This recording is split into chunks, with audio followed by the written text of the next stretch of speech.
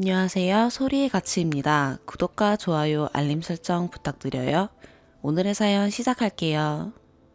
안녕하세요. 두 돌 된 딸 키우고 있는 엄마입니다.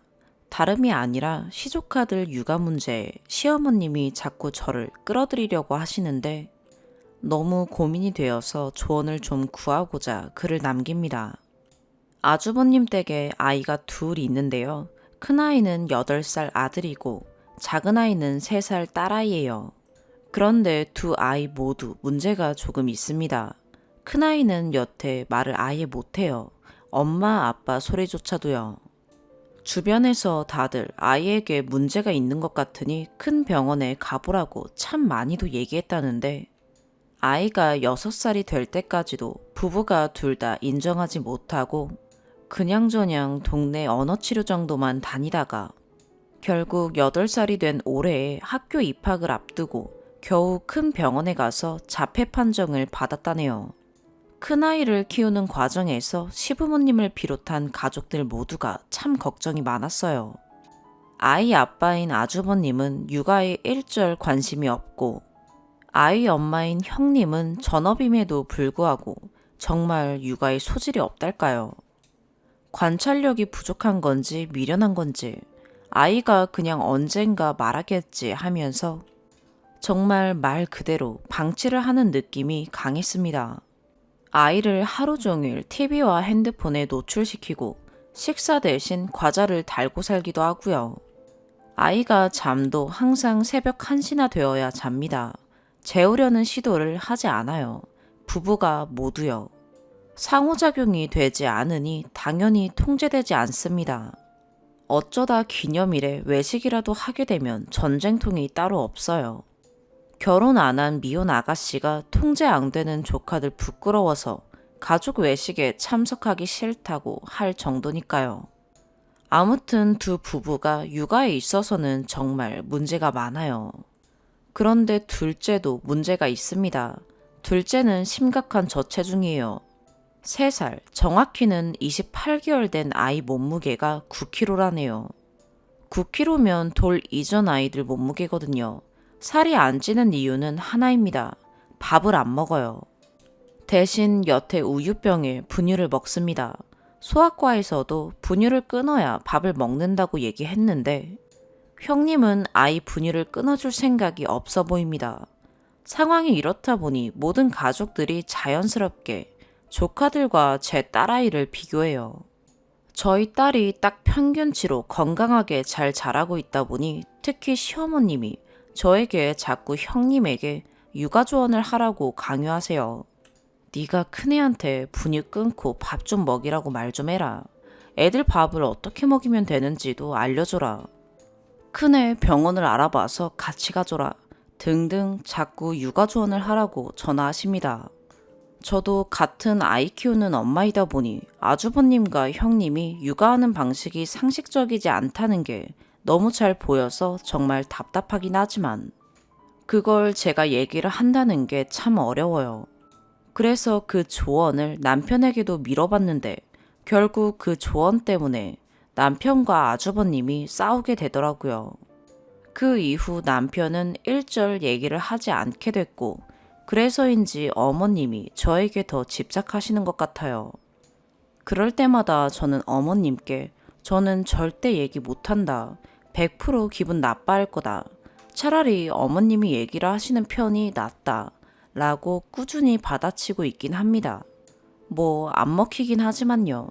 이 상황에서 제가 현명하게 할 수 있는 일이 뭐가 있을까요? 정말 큰아이 자폐 치료를 잘 할 수 있게 병원도 같이 가지고 작은아이가 밥을 잘 먹을 수 있게 반찬이라도 해다 날라야 하나요? 답답해서 돌겠습니다.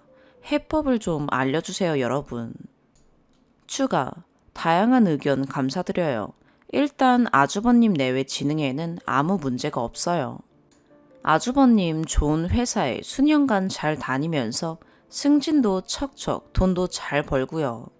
형님은 공대 나와서 지역에서 제일 큰 중소기업에 다니다가 아이 낳고 퇴사했거든요. 정말 둘 다 육아 문제만 아니면 누가 봐도 지극히 정상인 사람들이니 더 문제입니다. 어머님이 저한테 떠넘기는 이유는 아무래도 사는 동네가 같아서인 것 같아요. 그래서 남편에게 이사 가자고 얘기해 놓은 상태입니다. 제가 너무 스트레스 받아 하니 남편도 그래, 차라리 피해버리자고 동의해줘서 이사는 올해 안에 무리 없이 갈 수 있을 것 같아요. 그리고 어머님은 왜 형님한테 말을 못하냐는 의견이 있는데, 그건 혹시라도 아주버님 내외가 이혼이라도 한다고 할까봐 어머님이 몸을 많이 사리시는 거거든요. 어머님의 언니이신 이모님 아들 내외가 고부 갈등으로 이혼하시는 걸 보셔서 그러신 것 같아요. 이러다 형님네가 아니라 제가 그렇게 될 판이네요. 그리고 저희 친정엄마가 아동 관련 기관에서 전문가로 일을 하세요. 하지만 그건 엄마 직업이고 제 직업이 아닌데, 시어머니는 저희 엄마가 잘 아시니 저도 다 잘 알 거라고 생각하고 더 그러시는 것 같아요. 저희 엄마는 아무래도 전문가이시다 보니 그 집 상황에 대해 정말 누구보다 안타까워하세요. 그런데 사돈이라는 게 정말 어려운 관계이고 그 집 부부가 워낙 조언을 잘 안 드려고 하는 편이다 보니 전문가적인 조언을 해주기도 어려운 상황입니다. 자폐 치료로 유명한 병원 정보나 치료 과정, 국가 지원 같은 도움이 될 만한 정보들은 저를 통해서 그동안 충분히 전하긴 했습니다. 저도 초반에는 저건 방임이고 일종의 아동 학대라고 많이 생각했었어요. 그런데 또 아이들에게 정말 두 부부가 엄청 끔찍해요. 아이들 너무 사랑해서 자폐라는 걸 인정 못하고 아이가 분유 뺏으면 너무 우니까 마음 아파서 그냥 분유를 줘버리는, TV 많이 보여주는 것도 그런 맥락이고요. 참 멍청하고 한심한 상황이죠.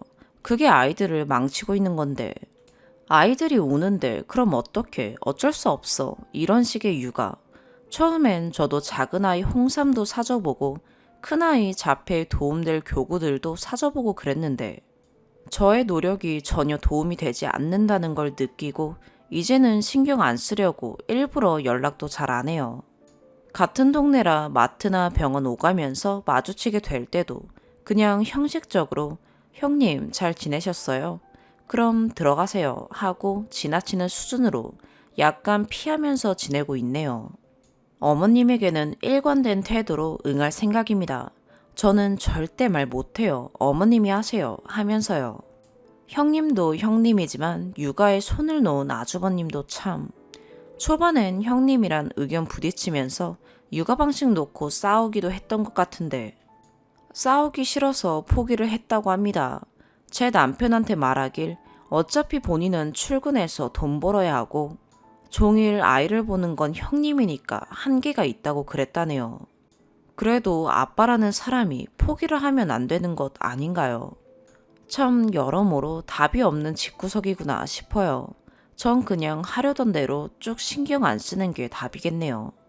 넌씨 눈으로 살게요. 답변들 감사합니다.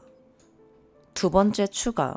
저도 아이 키우는 엄마이고 특히 둘째가 우리 딸과 같은 또래이다 보니 사실 안타깝고 안쓰러운 마음이 크긴 해요. 심지어 같은 동네이다 보니 신경을 아예 끊고 사는 게 어렵기도 하고요. 시조카라도 조카이긴 하니까요. 그래서 가족의 일원으로서 서로가 기분 나쁘지 않을 만한 선에서 제가 해줄 수 있는 일들이 있지 않을까 싶은 마음에 조언을 구하고자 글을 올렸습니다. 댓글 보다 보니 형님의 우울증이 의심된다는 얘기도 있던데, 제가 남편과 시부모님께 여러 번 했던 말이에요. 살림도 심하게 엉망이고 혼자 술을 자주 먹기도 하고요. 아주버님과 자주 다투기도 하는 것 같습니다. 형님 친정이 멀기도 하고 더구나 코로나 때문에 친정 부모님을 뵈러 가지도 못하는 것 같아요. 그 상황에 큰아이는 자폐에 예민한 성격의 둘째까지 혼자 케어하려다 보니 번아웃에 우울증이 온 건 아닌지 심히 걱정이 됩니다. 요즘 사람들은 참 나약하다며 그런 정신적인 문제를 잘 이해 못하는 어르신들은 제 말에 동의하지 않으셨고, 그나마 상황을 잘 아는 남편이 아는 지인을 통해 상담이라도 받게 말해볼까 고민 중에 있습니다. 제가 손 아래 사람이다 보니 전면에 나서서 챙기기는 아무래도 부담스럽고 남편도 형과 부딪히는 게 부담스러운 모양이에요. 차라리 시부모님이 나서주시면 좋겠는데 두 분 다 사업을 하셔서 그런지 금전적인 도움 말고는 나서지 않으시네요. 정말 해답이 없을까요? 세 번째 추가, 막연히 시댁과 연 끊어라 혹은 아동학대 신고해라 하시는 분들이 꽤 있으시네요. 쌈딱 같은 성격이거나 정말 극단적인 상황이 아닌 이상 시댁과 연 끊는 건 쉽지 않다는 거 결혼하신 분들은 다 알지 않으신가요? 제가 조카들을 떠맡아 키워야 하는 상황도 아니고 혹시나 형님네 부부에게 더 큰 문제가 생기더라도 저와 남편은 정말 그럴 생각이 전혀 없기 때문에 연을 끊을 정도의 문제는 아니라고 생각합니다. 댓글 달아주신 분들 대다수의 의견이 상황은 안타깝지만 제가 할 수 있는 일은 없다는 정도로 모아지는 것 같아서 일단 저는 그냥 한 발 떨어져서 지켜만 보려고 합니다. 첫째 아이는 이미 일주일에 3번 정도 병원이나 센터를 오가며 치료를 시작했다고 하니 제가 더 이상 도울 일은 없을 것 같고 둘째 아이는 혹시나 섭식장애나 뭔가 신체적인 문제가 있는 것은 아닐까 하는 생각이 들어 남편을 통해 아주버님에게 병원 진료를 권하는 정도로 마지막 참견을 해볼 예정이에요. 형님의 우울증 문제 역시 남편이 아주버님에게 조심스럽게 이야기해본다고 하니 이제 아주버님이 어떻게 하느냐에 달려있겠네요. 이 정도의 조심스러운 액션에도 혹시나 아주버님이 버럭하는 상황이 오게 되면 그땐 정말 손 뗄 생각입니다. 어머님의 강요 문제도 제가 이렇게 꾸준히 밀어내면 점점 안 그러시겠죠 뭐. 제 글 꼼꼼히 읽고 댓글 주신 여러분 큰 관심 감사드려요. 그 집 일에 신경을 끄고 살고자 하는 방향에 대한 죄책감을 많이 덜어낼 수 있게 된 것 같아요. 시간이 조금 지난 후 후기를 전해드릴 만한 상황이 되면 다시 한번 글을 쓰겠습니다. 감사합니다. 두 번째 사연입니다. 전 대학부터 외국에 나와 그 나라에 취업해서 살고 있습니다. 저는 위로 오빠가 한 명 있는데 결혼했고 아기는 없습니다. 오빠가 결혼한 뒤 아버지가 돌아가셔서 지금 어머니는 지방에서 혼자 사세요. 제가 외국에 살고 거의 매일 야근에 주말도 없는 일을 하다 보니 한국에 자주 못 가요. 명절도 다르니 가기 어려워도 설날, 추석 이럴 때는 1년에 한 번쯤 가려고 노력하는데 못 가면 다른 날이라도 1년에 한 번 갑니다. 돈은 나름 벌어 한 달에 100만 원쯤 드리고 있고요. 혹시라도 어머니에게 무슨 일이 생기면 의지할 건 오빠 하나라 잘해주려고 노력 많이 했어요. 새언니 결혼할 때 명품 가방, 다이아 목걸이 해줬고 일하는데 필요한 책이 이 나라에 많이 있다길래 찾아서 한 권에 2, 3만 원 하는 책도 수십 권 사주고요. 물론 돈을 받은 적은 없어요.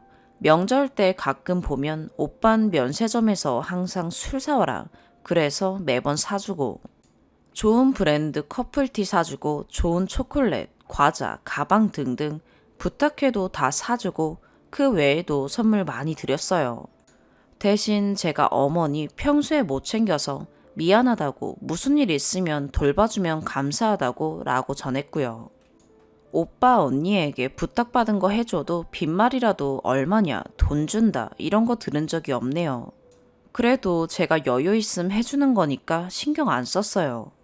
근데 제가 얼마 전 오빠 집 근처로 한국에 볼 일이 있어 나갈 일이 있었어요. 오빠가 넓은 아파트로 이사했다고 놀러 오라고 해서 한국에 3박 4일 있는데 신세지기 미안해서 하루만 오빠 집에서 자고 이틀은 친구 집에서 자기로 했어요. 어머니도 저 보고 싶다고 오빠 지역에 오셔서 같이 하룻밤 주무시기로 했고요. 오빠 집에 처음 가고 신세도 지니까 미안해서 가방, 화장품, 과자, 오빠 술 등등 선물 엄청 챙겨갔네요. 언니가 무슨 약도 사달라 해서 사갔고요. 저녁밥은 어머니가 왕창 만들고 싸들고 가셔서 꺼내 데워 먹었는데 어머니가 저 먹으라고 해온 반찬에 반도 안 꺼내고 다 넣어버리더라고요. 언니가 어머니 음식 맛있다고 좋아해요. 설거지는 같이 하고 자고 다음날 아침에도 어제 먹다 남은 반찬 그대로 한두 개 대충 꺼내서 먹자길래 어머니가 장어구이도 꺼내서 저 좀 먹이라고 어디 넣었냐고 꺼내자니까 싫은 티 팍팍 내면서 꺼내는 겁니다. 오빠는 아무 말도 없었고요. 저는 점심 먹고 친구 집 간다고 나와서 어디서 점심 먹을까 하는데 백화점 푸드코트를 데려갔어요.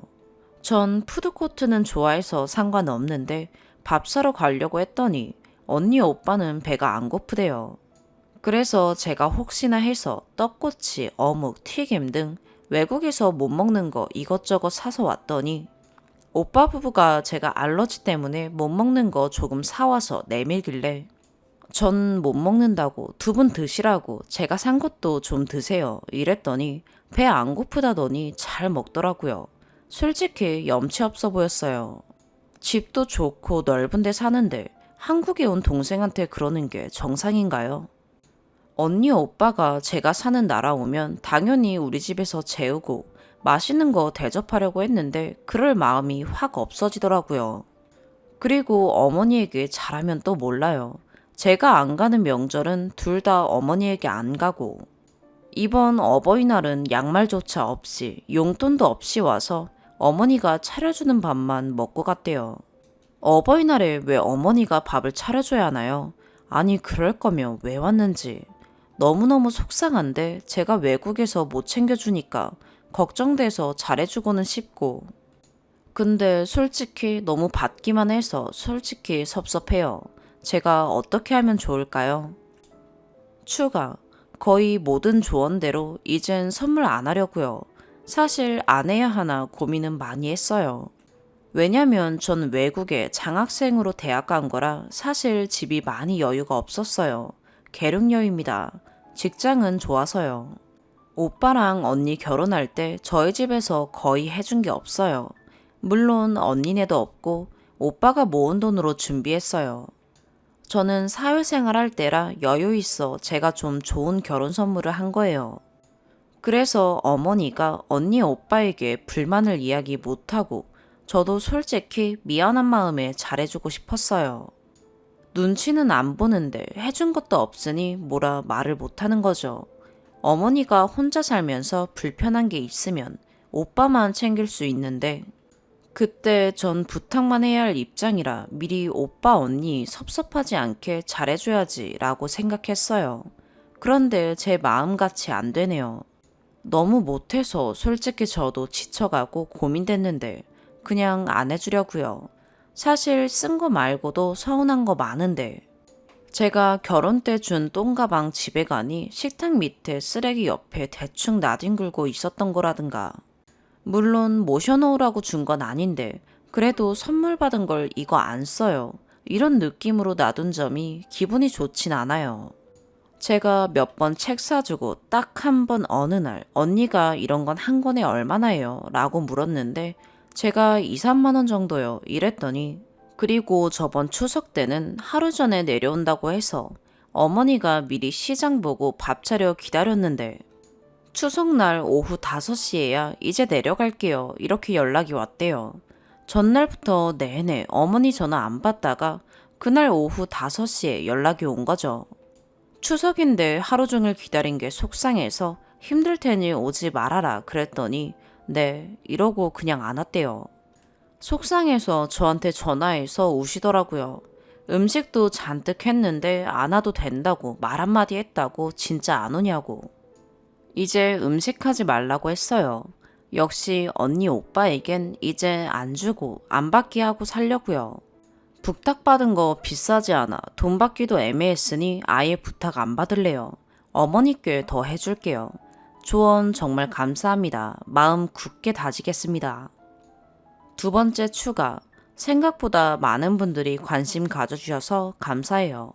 오빠나 언니가 보고 상처받을까봐 글도 지울까 했지만 마음 약해질 때 보고 많은 분들이 제 일처럼 어드바이스 해준 거 감사해서 지우지 않기로 하겠어요. 감사드려요. 몇 가지 오해받는 건 풀고 싶어서요.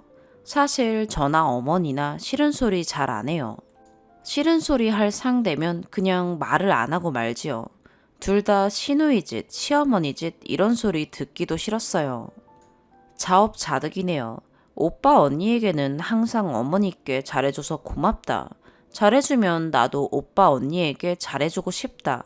이런 식으로 말해왔고요. 그러면 알 줄 알았고 모르는 것 같아 시원하게 뭐라 하기보다 서로 좋게 좋게 그냥 안 하고 말려고요. 죄송합니다. 오빠 언니 둘 다 심성이 나쁘지 않아요. 어머니도 매일 저에게 둘 다 사람은 좋다 이러시고요. 그냥 배려나 이런 게 부족할 뿐이지 전 인간적으로 나쁘다거나 그렇게 생각 안 해서 모질게 못하네요. 어머니나 저나 베푸는 걸 너무 좋아해서 이제 자제하려고요.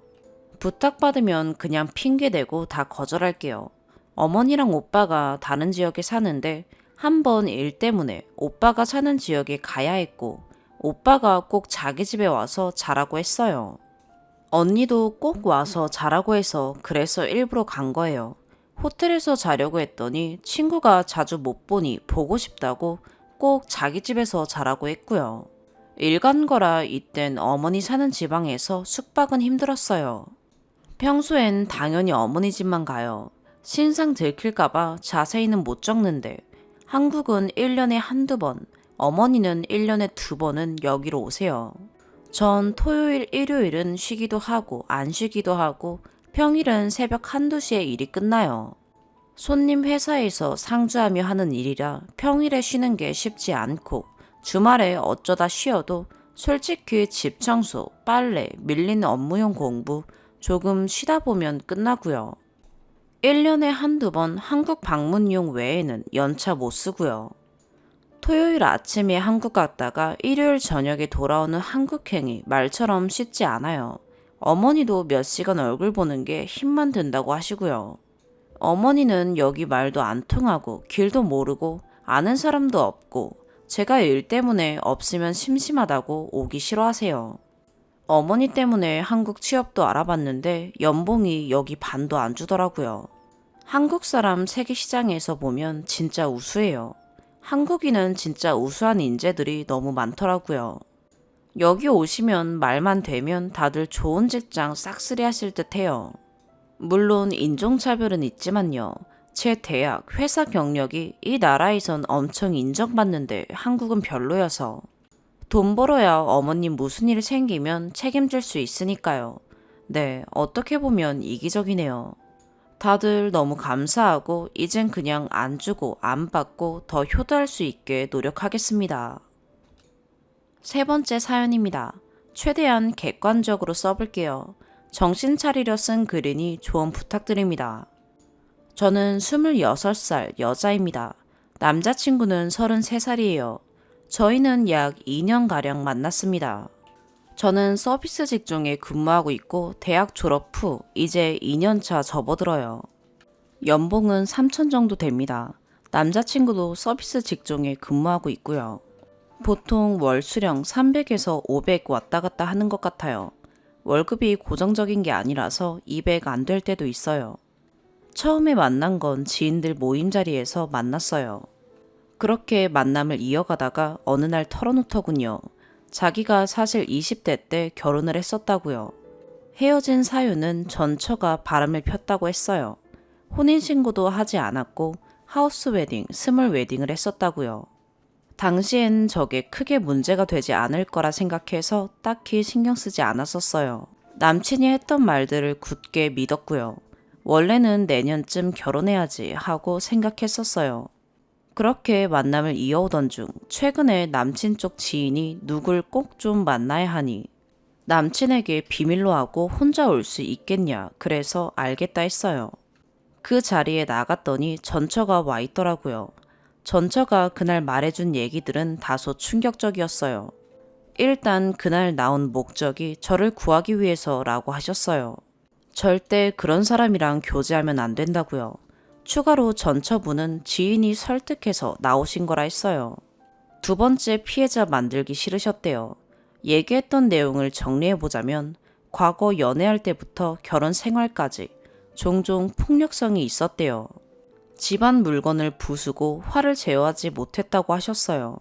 쉽게 말해 눈이 뒤집히면 아무것도 안 보이는 스타일이래요. 그리고 남친 쪽 집안이 어려운 편인데 심각하대요.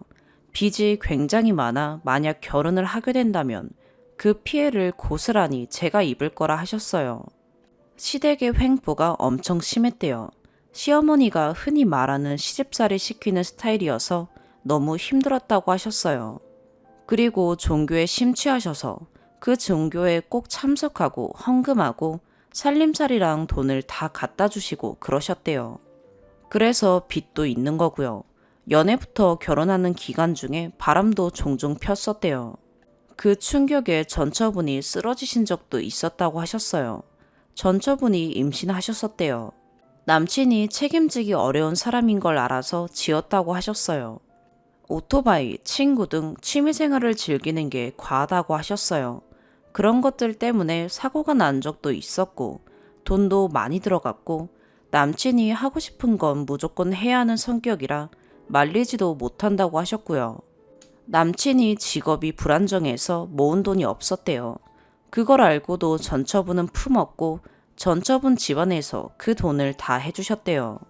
그리고 현재까지도 모은 돈 한 푼 없을 거라고 하시더라고요. 보탠 돈이 없었기에 남친이 이혼할 때 맨몸으로 나간 거라고 했어요. 이혼 사유는 전처가 바람피워서가 아닌 저런 행동들로 인해 이혼했다고 하셨어요. 도망치신 거라고 하셨고요. 그리고 저보고도 도망가라고 했고요. 모든 내용에는 증거가 다 있다고 믿어달라고 하셨어요. 제가 들은 얘기는 여기까지예요. 사실 듣고도 긴가민가 했었어요. 저랑 2년 연애했지만 저에게는 저런 모습을 한 번도 보인 적이 없었기도 했고 경제적으로 여유로워 보이기도 했었거든요. 차가 외제차였어요. 저에게 돈도 잘 썼고요. 제가 만난 남친의 어머니는 저에게 친절하시기도 했고요. 남친에게 모른 척 사실관계를 물어보니 애를 지운 것, 그리고 바람핀 것은 인정하고 그 부분은 사실이고 과거를 몹시 반성한다고 했어요. 제 앞에서 펑펑 울며 얘기하는 모습에 참 주변 어른들과 지인들은 남친이 결혼했었다는 것만으로도 극심하게 반대를 하세요. 저는 결혼했었다는 건 흠이 아니라고 생각하고요. 지금 현재로서는 헤어져야 하는 생각보다는 만나고 싶다는 생각이 더 듭니다. 현실적인 생각을 알고 싶고 따끔한 조언을 얻고자 이렇게 글을 올립니다. 이 남자 괜찮을까요? 현실적인 조언 부탁드립니다. 정신 차리려고 올린 글입니다. 추가. 안녕하세요. 남겨주신 댓글 모두 꼼꼼히 읽어봤어요. 댓글로 여쭤보신 것들 적어볼게요. 일단 그 여자가 전처인지 어떻게 아냐는 분이 많은데 전처 맞아요. 제가 청첩장이랑 웨딩 사진 봤어요.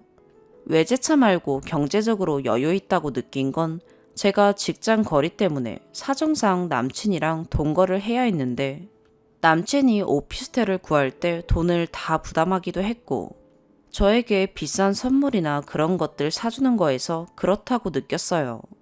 딱히 금전적으로 쪼들리는 것도 못 느꼈고요.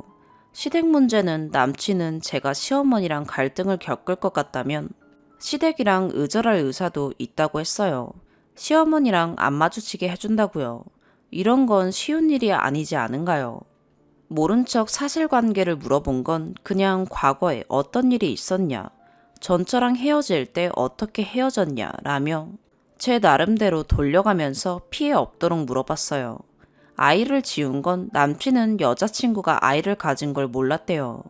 나중에 사건이 마무리되고 알았었다고 그 부분은 조금 억울하대요. 폭력성은 저랑 사귀면서 한 번도 없었어요. 제가 극단적인 선택을 하라면 할 정도로 제 말에 꿈뻑했고요. 오히려 싸울 때 제가 더 화를 냈으면 냈지 저한테는 그런 건 없었어요. 전처분이 폭력성 증거는 사진이랑 각서를 보여주셨어요. 저희 집 경제 상황 여쭤보시는 분이 많은데 네, 남친 집보다는 많이 여유로운 편이에요. 남친도 저희 집 여유로운 건 알긴 알아요. 제가 장난식으로 말한 적이 있었거든요. 증거는 뭘 봤냐는 말씀엔 대부분 카톡이랑 사진이었어요. 남친이 그 사건에 대해서 주로 빈다거나 화낸다거나 이런 내용이었고 사진은 각서나 해당 사진 같은 것들이었어요. 저도 생각 없이 만난 건 아닙니다. 나름 결혼식은 했던 남자라는 건 알았기 때문에 신중하게 생각했어요. 네, 알고 만난 거 맞아요. 일단 2년이라는 시간 동안은 저한텐 완벽한 사람이었어요. 한없이 다정했고 제가 해달라는 건 다 해주고 취미생활은 자기 가꾸는 거 외에 아예 안 했어요. 심지어 친구들도 1년에 한 번 만날까 말까였어요. 남친이 시아버지, 시어머니, 시할머니, 그리고 형제도 보여줬었는데 저한테는 다 따뜻하고 금전적인 요구 같은 건 한 적이 없으세요. 그리고 저도 전처분이 남친이 연락하면 힘들까봐 사사로운 걸로 전처분한테 연락하지 말라고 남친 단돌이 했어요. 전처분한테도 혹시 연락 오면 알려달라고 했고요. 남친 이혼 사유를 좀 더 말해보자면 저한테는 전처가 바람을 폈고 성격이 많이 셌다고 말했어요. 그래서 자기가 너무 힘들었었다고요. 그래서 자기가 전처 고생시킨 것도 있고 전처분이 애도 지웠으니까 그걸 책임지려고 결혼했었던 거래요. 그런 책임감에서 구제 의사가 생겼었던 거고요. 그리고 전처분이랑 결혼하는 걸 시댁에서 많이 반대했다고 했어요. 그래서 시댁에서도 전처분을 며느리로 인정 안 한대요. 제가 한 노력들이 제대로 된 건 아니겠지만 제 나름대로 그래도 노력하긴 했어요. 제 기준에서는 사람이 변할 수도 있지 않나, 이런 일이 있진 않나, 사람은 상대적인 게 아닌가, 이런 생각들을 했었던 것 같아요. 네 번째 사연입니다. 올해 7월에 남편이 시부모랑 크게 싸웠습니다. 저는 시부모랑 인연을 끊었고요. 남편도 연락을 끊었지만 아예 연을 끊은 것은 아닙니다. 인연을 끊었어도 화가 줄어들지 않습니다. 위로나 조언 등 댓글 꼭 부탁드립니다. 이해를 돕고자 결혼 과정과 일부 사항들을 얘기하겠습니다. 저는 외동딸이고 남편은 이남 중 장남입니다. 2015년 봄에 결혼을 했습니다. 저희 부부는 결혼 당시 양가 부모의 도움을 받지 않기로 했습니다. 어른들 노후자금을 뺏기 싫었고 저희끼리 잘 살 수 있다고 확신했습니다. 혼수 예단 예물도 일절하지 않겠다고 했는데 시모가 현금으로 500만 원을 주셨고 친정엄마는 한복값으로 300만 원을 주셨습니다. 스드메와 헬퍼, 본식날 양가 가족들 메이크업과 헤어, 악기 연주가분들 비용 모두 친정아빠가 계산하였습니다. 결혼식 일주일 전에 갑자기 축의금을 가져가겠다는 친정엄마 때문에 가능한 모든 비용을 제 쪽으로 몰아버렸습니다. 신혼여행 후 아빠는 제 친구들 축의와 남편에겐 현금 100만 원을 줬습니다. 시가 쪽 축의금은 모두 받았고요. 시부모는 대관료의 반값과 시가 쪽의 식비만 냈습니다. 신혼여행은 하와이로 열흘 정도 다녀왔습니다. 제 돈으로 계산했고요. 신혼집은 반전세 다세대 주택이고 제 똥차를 폐차하고 독일 서민차를 제 명의로 샀습니다. 시가에서 재산은 시부모 댁에서 끝내겠다고 했고 저한테 오란 말 없었습니다. 명절도 피해서 갔습니다. 시가가 대구인데 올라오는 길에는 기름값이라며 꼭 20만 원씩 챙겨줬습니다. 시모가 음식만 해서 시할머니 집에 보내고 형제들이 모인다고 들었습니다. 시모는 시집살이를 심하게 겪어서 시부 형제나 시할머니와 왕래하지 않고 지냅니다. 가끔 시모랑 동생이 그 사람들은 진짜 못된 사람들이라며 뒷말하는 것을 들었습니다. 못된 것들이 오래 산다는 말은 시동생이 자주 하는 말입니다. 시집살이 스트레스로 매일 술 먹고 시동생에게 손을 올렸다는 말을 술자리에서 주워들었습니다. 이제 시간 순서대로 이해할 수 없는 일들을 쓰겠습니다. 첫 번째, 결혼 초 시모. 시모가 상견례 때 불쾌함을 말하며 제 친정엄마 때문에 참담했다고 말합니다. 이유는 친정엄마가 2층을 예약했다고 남편에게 불평을 했기 때문입니다. 하지만 정작 남편은 아무 반응이 없었습니다. 친정엄마는 말기 신부전으로 투석 10년째였고 집 앞 슈퍼에 가는데도 30분이 걸리는 환자였습니다. 이후 시가에 방문할 때마다 시모는 친정엄마에 대해 코치코치 캐물었습니다. 결혼 초에 3달 정도 계속 묻는 말에 대답해주고 사과했습니다. 처음엔 연극 전공, 10년째 환자임을 감안해서 히스테릭하다고 방어하다가 나중엔 그것조차 안 되었습니다. 마지막쯤엔 너네 엄마 친구 있니? 라는 말까지 나왔습니다. 어느 날 시부가 이제 그만하라고 작게 버럭한 이후 멈췄습니다. 참고로 친정엄마는 좋은 사람이 아닙니다. 저를 감정 쓰레기통이나 수행비서로 썼었습니다. 두 번째, 결혼 초 시부. 시댁은 대구입니다. 서울에서 대구까지 가면 늦은 오후에 도착하고 이른 저녁을 먹다가 술자리로 바뀌고 일찍 잠드는 게 보통입니다. 첫 술자리에서 저에게 대학에 대해 물으면 대학을 졸업했다고 말하랍니다. 참고로 저는 인서울 4년제를 중퇴했고 거짓말할 생각이 없기에 왜 그래야 하냐고 물으니 본인이 졸업한 걸로 이미 말했다고 합니다. 대학생 때 시동생은 전액 장학금이라 돈이 안 들었는데 남편은 돈이 많이 들었다고 합니다. 등록금 말고도 돈이 많이 들었다고 하며 지금 신혼집 보증금, 그 전에 살던 원룸 보증금 반 이상이 부모 돈이라 말합니다. 부모 도움 없이 살고자 했던 저는 살짝 당황했고 답답해졌습니다. 참고로 남편은 수도권 전문대를 자퇴하고 사이버대 재학 중이었습니다. 등록금은 제가 내고 있었고요. 1년에 2번 80씩 나갔습니다. 남편의 순 자산은 2천 이하라는 것을 알게 되었습니다. 돈을 모으면 해외여행을 가며 다 썼다고 합니다. 다음날 시모 말이 저랑 결혼 얘기가 나오기 전에 남편이 이제 원룸이 싫다고 돈을 빌려달라고 했고 3,500만 원을 줬다고 합니다. 그런데 갚을 필요는 없다며 그게 다 부모 마음이라고 했답니다. 당시에는 친정엄마랑 비교되어 좋은 사람이구나 했습니다. 그러나 시부가 자기 아들 학비가 많이 들었다는 말을 왜 했는지 미스테리입니다. 이후에 남편이 말하길 2학기 다니다 자퇴했고 400쯤 썼다고 합니다. 세 번째, 시모. 결혼 초에는 시가 방문이 잦았습니다. 왕복 8시간에서 10시간인 대구를 한 달에 한 번꼴로 갔습니다. 운전은 70% 이상 제가 하고 도착지에서는 남편이 했습니다. 참고로 저는 10년차 저희 집 운전기사였습니다. 대구에서 남편은 밥 먹을 때 빼고는 소파나 방바닥에 붙어 있었습니다. 3번 정도 혼자 설거지 했었습니다. 남편이랑 같이 설거지하기로 약속하고 대구에 갔습니다.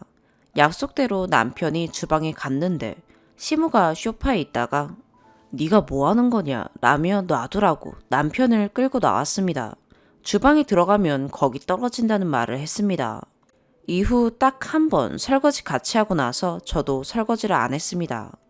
남편은 시모가 무식해서 그런다 장난친 거라고 합니다. 네 번째, 시모 고양이 손주 발언. 결혼 후 1년 내내 집에 고양이가 2마리가 있었습니다. 지금은 보호소에서 데려온 고양이까지 3마리입니다. 남편이 고양이 덕후라 입양한 아이들입니다. 고양이 좀 다른 곳으로 보내라는 말을 3번 정도 했었습니다. 화난 남편이 전화로 난리친 이후 어디로 보내라는 말은 안 했으나 싫다는 티는 계속 냈습니다. 가끔 제 집에서 자고 가면 시동생 속옷까지 고양이 털이 있었다고 합니다. 결혼 직후 남편은 야근이 많고 연봉 좋던 회사를 그만두었습니다. 재택근무가 많고 월급이 적은 회사로 갔습니다. 맞벌이니 상관없었고 몸이 축나는 것보단 돈을 덜 버는 게 낫다고 쿨하게 결정한 일입니다. 어느 날 시가에서 아침 일찍 혼자 일어났는데 시모가 슬쩍 손주 얘기를 하는 겁니다.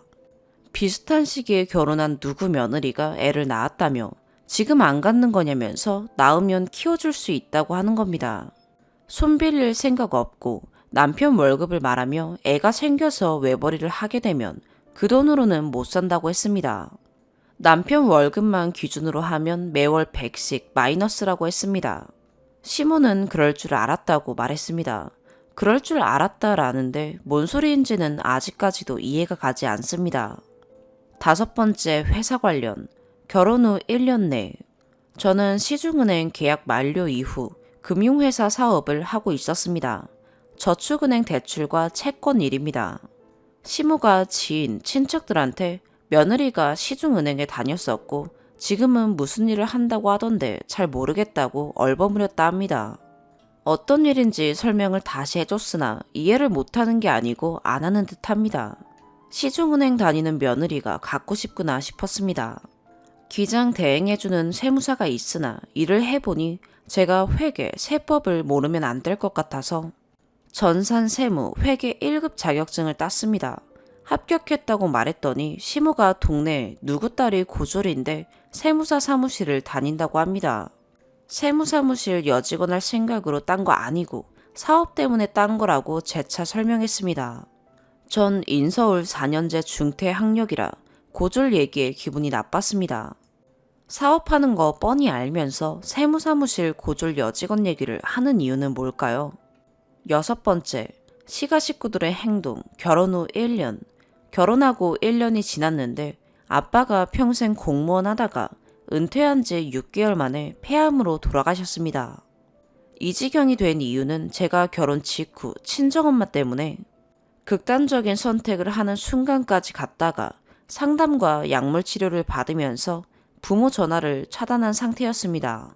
아빠 혼자 엄마를 감당해야 했던 것입니다.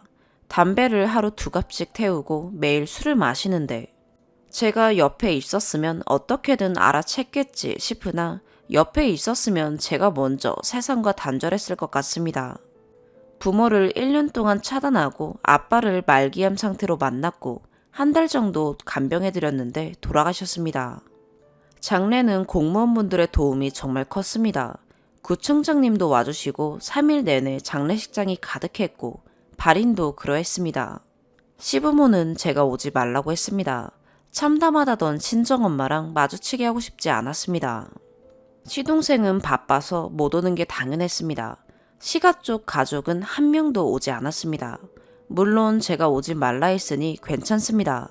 그런데 한참 후에 정신 차리고 보니 조의금이 없었습니다. 1원도 없었습니다. 오지 말라고 한 제 탓이라 생각하고 화내지 않았고요. 7번째, 시모의 발언, 장례 2달 후. 아빠 장례 이후 엄마도 돌아가셨습니다. 워낙 오래 투석을 했던 환자라 몸 상태가 심각했습니다. 엄마가 돌아가신 후 부모님의 아파트를 상속받았고 그 집으로 이사를 가기로 했습니다. 시모한테도 전화해서 상속받은 아파트로 간다고 했습니다. 오래되어서 좀 고칠 거라 했더니 싹 다 고쳐라 라고 말하는 겁니다. 고등학생 때부터 조금씩 고쳐왔던 거라 조금만 손볼 거라 했습니다. 이후 하는 말이 내 아들이 사람 복이 많다 랍니다. 머리가 띵해져서 뭐라 했냐고 재차 물었습니다. 내 아들 땡땡이가 사람 복이 많다고 라며 재차 동일한 말을 하고 고마운 일이다 라며 끊는 겁니다. 회사 근처 사거리였고 바로 남편한테 전화를 걸어 난리를 쳤습니다. 이때부터가 시부모가 이상한 게 확실하다고 느낀 시점입니다. 남편은 본인이랑 결혼한 사람이 저니까 사람 복이 많다는 건 제가 복이 많다는 걸 돌려 말한 거고 고맙단 뜻이며 대구 사람이라 옛날 사람이라 불교식 표현이라 그런 거라고 합니다. 어이없는데 제 부모님이 돌아가셔서 재산 상속받은 게 시모 아들의 사람 복인가요?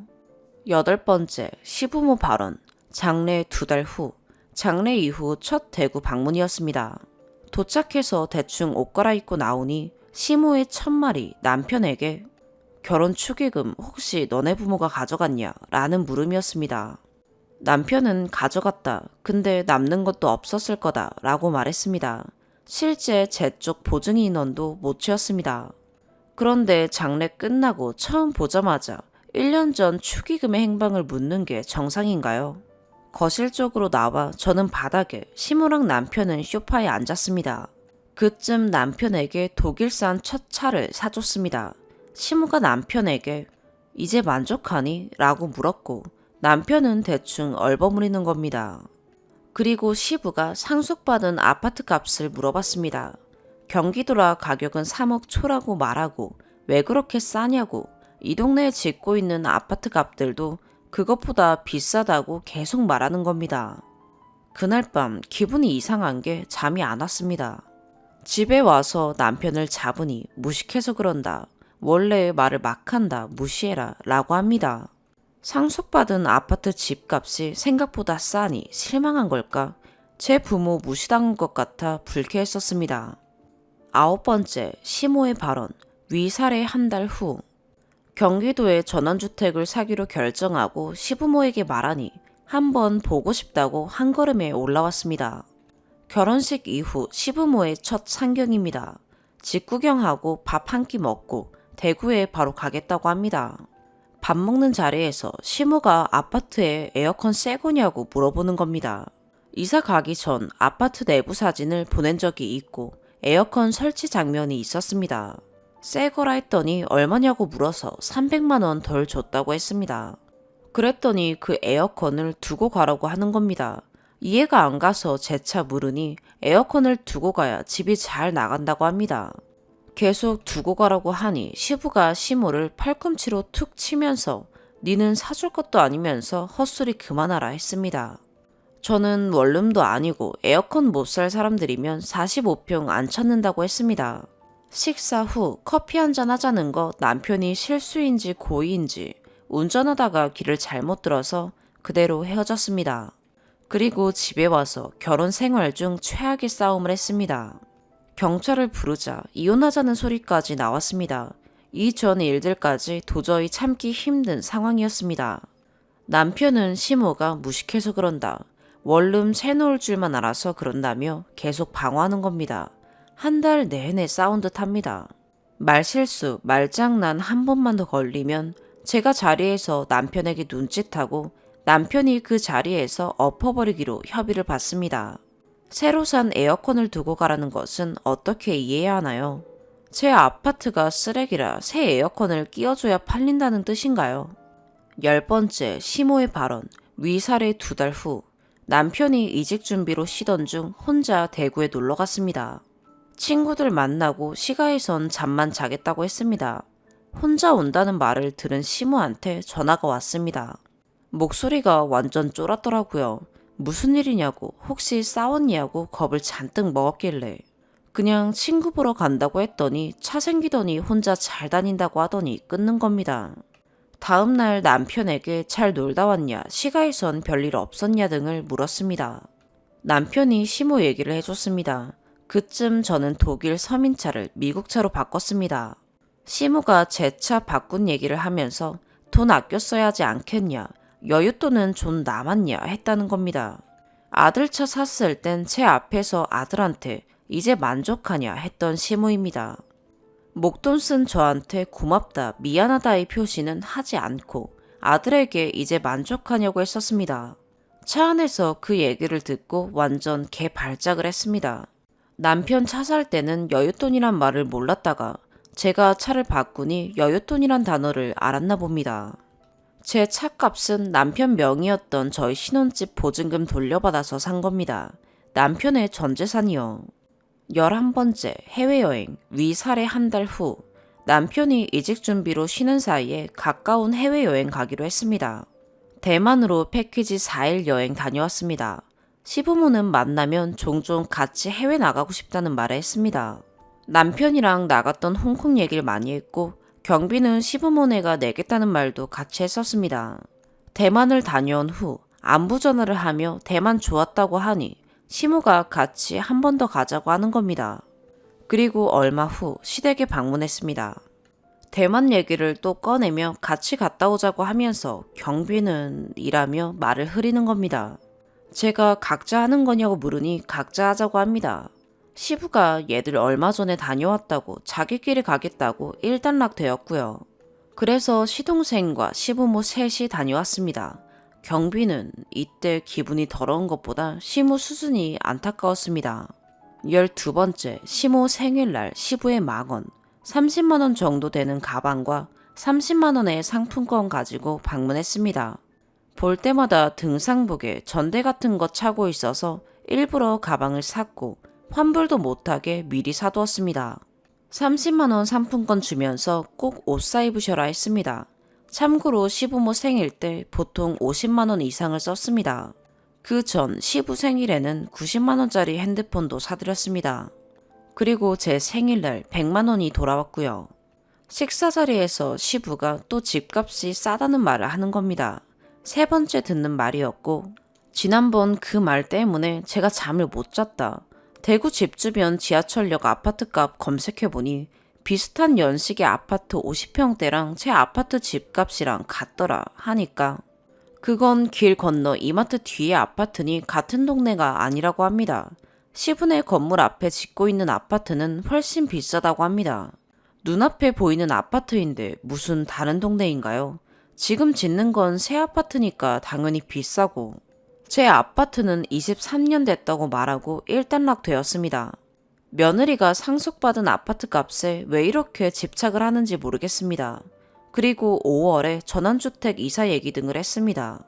이사 가면 남편 출퇴근을 어찌해야 하나, 오피스텔을 구해야 하나 그런 얘기들이 나왔습니다. 남편이 강남으로 출퇴근 중이었고 이사 가면 자차 출퇴근이 불가능한 거리입니다. 오피스텔 가격은 2억이었고 아파트는 안 팔렸던 상태였습니다. 시무가 시동생에게 적금 모아놓은 거 조금 당겨 쓰자고 말했습니다. 시동생은 그러라고 이자 몇 푼 안 한다고 말했고요. 어른들 노후자금에 손대는 거 질색하지만 이건 시동생 적금이니 괜찮겠다 싶었습니다. 그리고 아파트 팔리면 그 돈 이자까지 두둑히 쳐서 돌려줄 생각이었습니다. 식사 자리 치우고 자연스레 술자리가 되었습니다. 시모는 주방에, 남편은 방에 있었고 시동생과 시부와 저 이렇게 셋이 거실에 있었습니다. 시부가 갑자기 사돈 공무원 급수가 왜 그리 낮냐고 하는 겁니다. 친정아빠는 4급 서기관으로 은퇴하셨습니다. 제가 4급은 낮은 게 아니다. 서울시 공무원들 6급 하다가 명예퇴직할 때 5급 받고 나가는 경우가 대부분이다 라고 했습니다. 시부가 그렇지 않다면서 이 지역 공무원들 누구누구는 몇 급이다 이런 말을 하는 겁니다.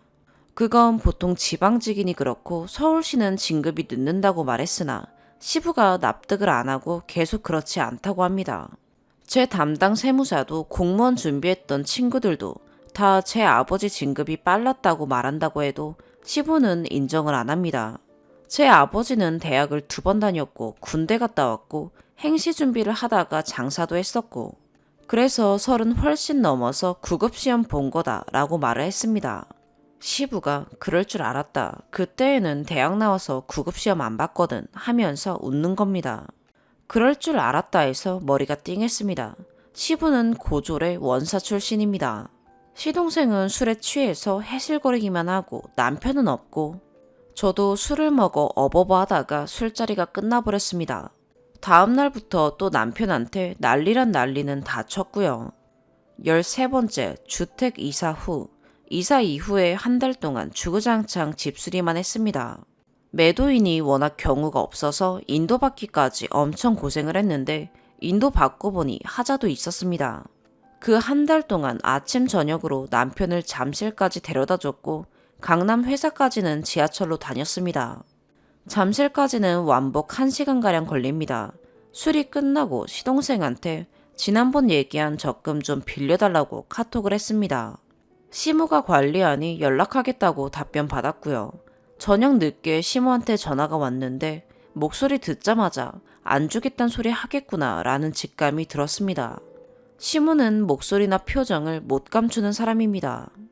요즘 출퇴근 어찌하냐 물어서 잠실까지는 제가 태워주고 나머지는 지하철이고 편도로 1시간 좀 더 걸릴 거다 했습니다.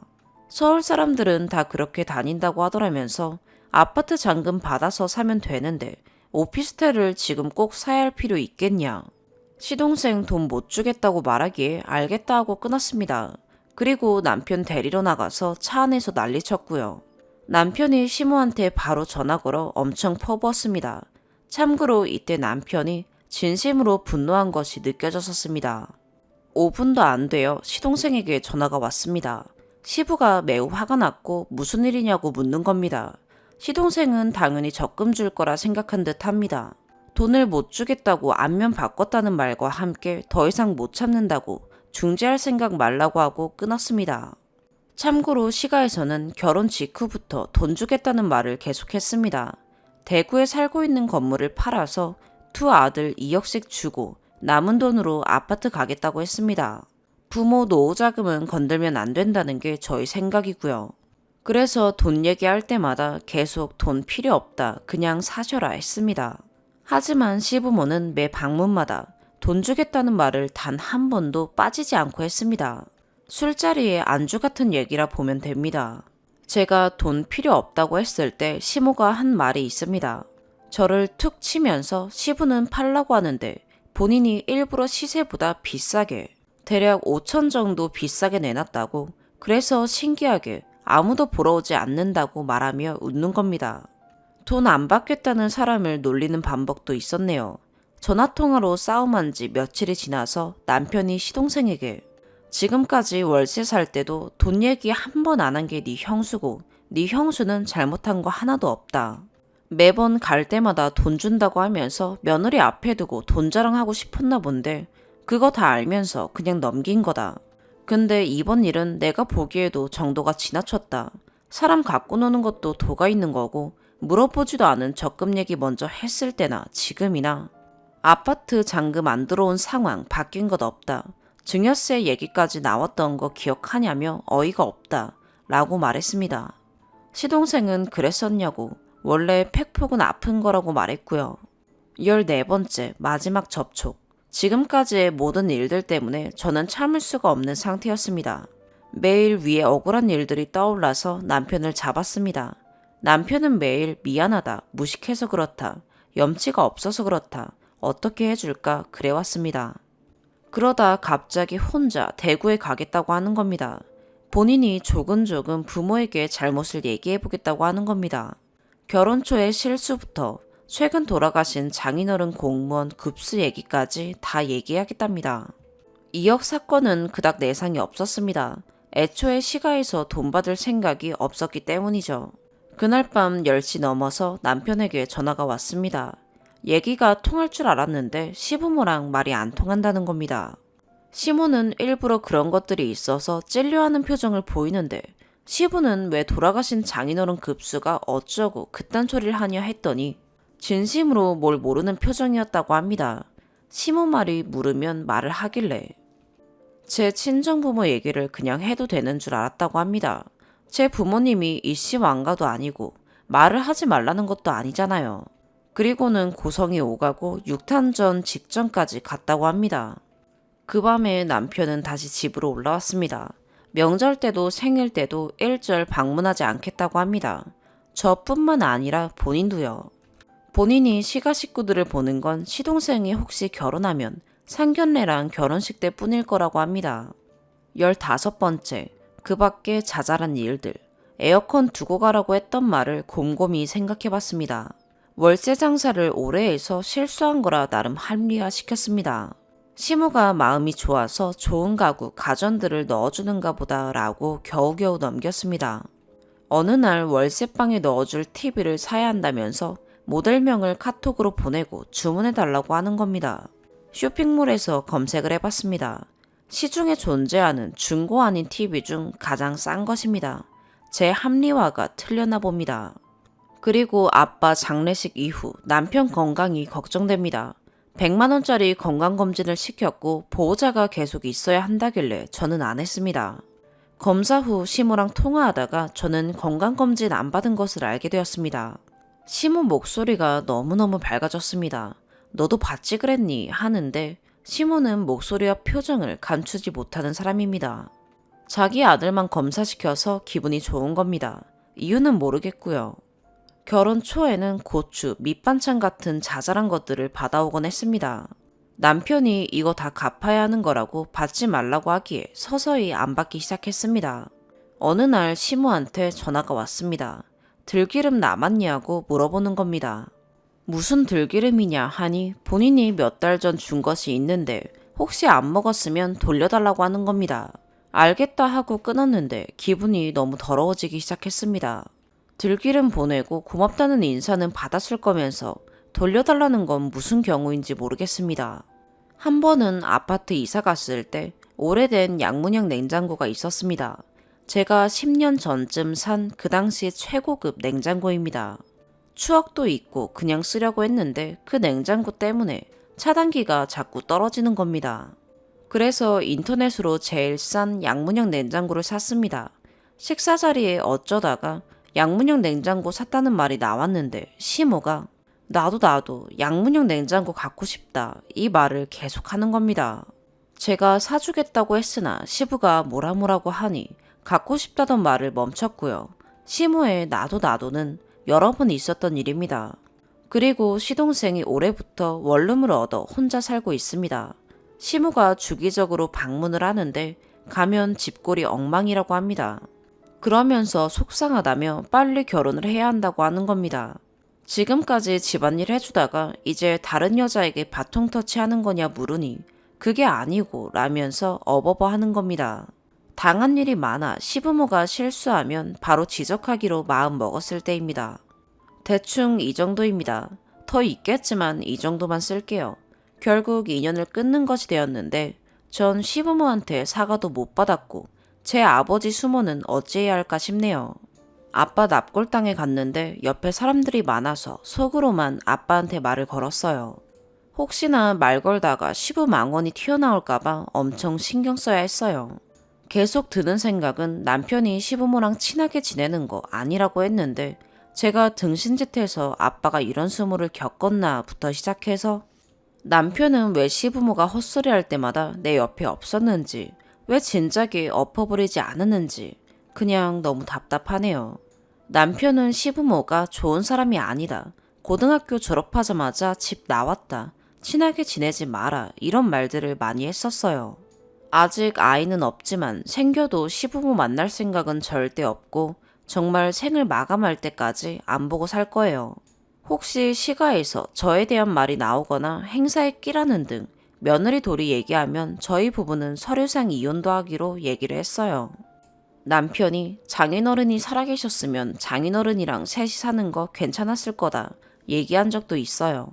돌아가시기 직전까지 밤새 손잡고 있었던 사람도 남편이고 병원 음식 못 먹는다니 생닭 사다가 백숙 끓이고 살은 일일이 손으로 찢어서 죽이랑 같이 싸줬던 일도 있었네요.